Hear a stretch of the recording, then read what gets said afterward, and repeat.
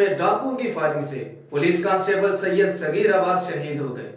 D P او قصور عمران کشور کی جانب سے ملزمان کو جلد گرفتار کرنے کی یقین دہانی کروائی گئی۔ مزید جانتے ہیں سید حسنین مہندی کی اس رپورٹ میں۔ چونیا تھانہ سٹی کی حدود میں گاؤں ڈھوس کے مقام پر ڈاکوؤں کا ایک گروہ گھات لگائے ہوئے لوگوں کے ساتھ لوٹ مار میں مصروف تھا۔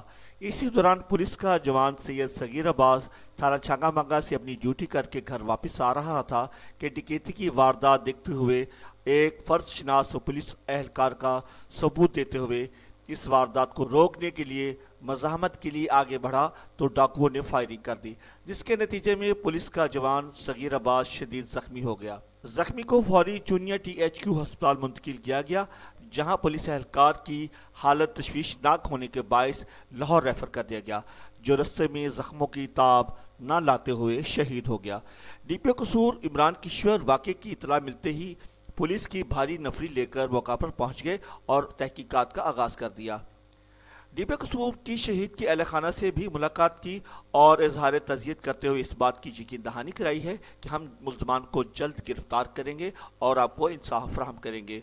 سید حسنین مہندی، 49 نیوز، چونیا۔